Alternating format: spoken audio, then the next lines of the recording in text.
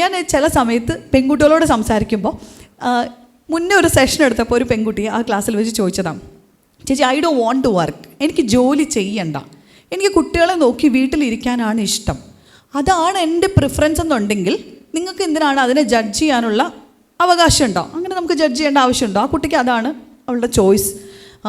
ഇപ്പോൾ ഹസ്ബൻഡ് എനിക്ക് പ്രൊവൈഡ് ചെയ്യുന്നുണ്ടെങ്കിൽ ഞാനതിൽ ഹാപ്പി ആയിരിക്കും, ഞാനതിൽ ഓക്കെയാണ്.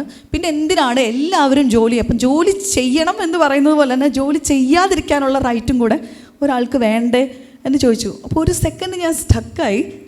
പക്ഷെ the next moment I realised അങ്ങനെയല്ല, ഈ പ്രൊവൈഡ് ചെയ്യുന്ന സംവിധാനത്തിന് എന്തെങ്കിലും പറ്റിയാൽ എന്ത് ചെയ്യും എന്നറിയാൻ പറ്റുമോ? ഒന്നും ഫോർ എവർ അല്ല. ആൾക്കാർ ഇപ്പോൾ കല്യാണമൊക്കെ കഴിക്കുമ്പോൾ അല്ലെങ്കിൽ ഒരു റിലേഷൻഷിപ്പിലാവുമ്പോൾ മറ്റേ infinity, for ever, my for ever എന്നൊക്കെ പറഞ്ഞിട്ട് ഇടുന്ന് കാണുമ്പോൾ സത്യം പറയാമല്ലോ, ആഫ്റ്റർ 12 years ഓഫ് മാരേജ് എനിക്ക് ചിരി വരും. നോട്ട് ബിക്കോസ് എൻ്റെ മാരേജ് ഫെയിലിയർ ആയതുകൊണ്ടല്ല, പക്ഷേ ഈ ഫോർ എവറിലൊന്നും ഒരു സംഭവം ഇല്ലടോ. നമ്മൾ ശരിക്കും വിചാരിക്കും ആ ഒരു മൊമെൻറ്റിൽ ഇതാണ് എൻ്റെ എല്ലാം, ഈ ഒരു മൊമെൻ്റാണ് എല്ലാം എന്നൊക്കെ വിചാരിക്കും.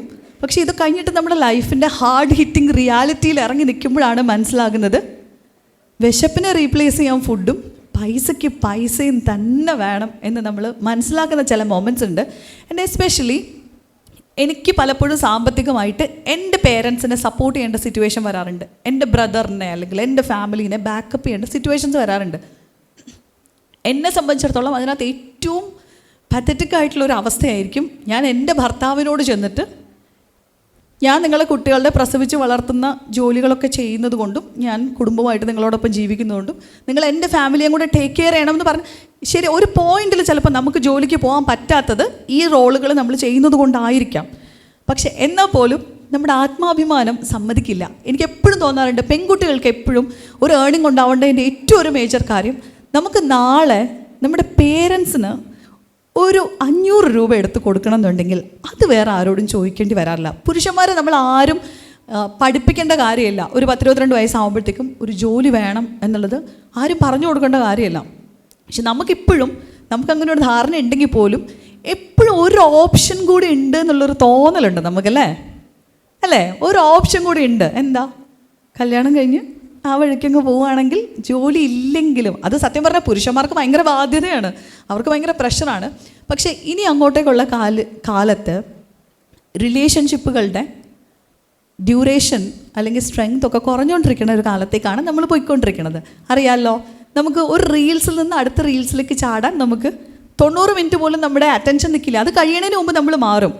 സോ നിങ്ങൾ ജെൻസി പിള്ളേരല്ലേ, നിങ്ങളുടെ ജനറേഷനിൽ ഇപ്പം ഞങ്ങൾ കുറച്ചുകൂടെ എസ്കേപ്പ് ചെയ്തു പോകുന്ന ജനറേഷനാണ്. പക്ഷെ അറ്റൻഷൻ സ്പാൻ കുറഞ്ഞുകൊണ്ടിരിക്കുകയാണ് ഓരോ ജനറേഷനിലേക്കും. അതുകൊണ്ട് തന്നെ നമ്മുടെ ബ്രെയിനിന് ഇടയ്ക്കിടയ്ക്ക് ഒരു ഹൈ കിട്ടണം. അതുകൊണ്ട് തന്നെ പുതിയ റിലേഷൻഷിപ്പ് ഉണ്ടാകാനും ഒരു റിലേഷനിൽ തന്നെ പേഷ്യൻസോടെ നിന്ന് വർക്ക് ചെയ്യാനുള്ള ക്ഷമ കമ്പാരിറ്റീവ്ലി കുറഞ്ഞുകൊണ്ടിരിക്കുകയാണ്. അത് ആരുടെയും കുറ്റമല്ല, ഇത് ഓരോ ജനറേഷൻ കഴിയുമ്പോഴേക്കും അതിനെ ഇവോൾവ് ചെയ്യുന്നതിൻ്റെ ഭാഗമായിട്ട് അതിനകത്ത് ചേഞ്ചസ് ഉണ്ടായിക്കൊണ്ടിരിക്കും. അതുകൊണ്ട് തന്നെ ഒരാളും നമ്മളെ നാളെ സപ്പോർട്ട് ചെയ്യും, എനിക്ക് വേണ്ടി ഇത് ചെയ്ത് തന്നോളും എന്ന് പറഞ്ഞുകൊണ്ട് ഒരു ജെൻഡറും നമ്മളെ സപ്പോർട്ട് ചെയ്യുമെന്ന് വിചാരിക്കരുത്. പക്ഷെ സ്ത്രീകൾക്കുള്ള ഏറ്റവും വലിയൊരു പ്രശ്നം എന്താണെന്ന് വെച്ച് കഴിഞ്ഞാൽ, നമ്മളിപ്പോൾ സൊസൈറ്റി മാറി, സ്ത്രീകളൊക്കെ പുറത്തിറങ്ങി വർക്ക് ചെയ്യാനൊക്കെ ആയി, എല്ലാവരും ഓൺട്രപ്രണേഴ്സ് ആയി തുടങ്ങി, കരിയറിൽ ഭയങ്കരമായിട്ട് ഫ്ലറിഷ് ചെയ്യുന്ന കാലത്തേക്ക് എത്തി. പക്ഷേ ആ ജെൻഡർ റോൾസ് ആർ സെയിം അല്ലേ? പഴയ ജെൻഡർ റോൾസിൽ നിന്നൊന്നും നമുക്ക് മാറാൻ പറ്റിയിട്ടില്ല അല്ലേ? ഇപ്പോഴും അതെ. നമ്മളിപ്പം ജോലി കഴിഞ്ഞ് തിരിച്ച് വീട്ടിൽ വന്നിട്ട് അമ്മ കയറി കുക്ക് ചെയ്യണം, ജോലി കഴിഞ്ഞ് തിരിച്ചു വന്ന അച്ഛൻ ഫ്രണ്ടിലിരുന്നിട്ട് വേണമെങ്കിൽ പത്രം വായിക്കാം. അച്ഛന് പത്രം വായിക്കാനോ TV കാണാനുള്ള ആ ഒരു സ്പേസ് കിട്ടുന്നുണ്ട്. പക്ഷെ അമ്മ പുറത്തും വർക്ക് ചെയ്യണം, വീട്ടിലും വർക്ക് ചെയ്യണം എന്നുള്ള സ്റ്റേജിലാണ് മിക്കപ്പോഴും ഓടിക്കൊണ്ടിരിക്കുന്നത്.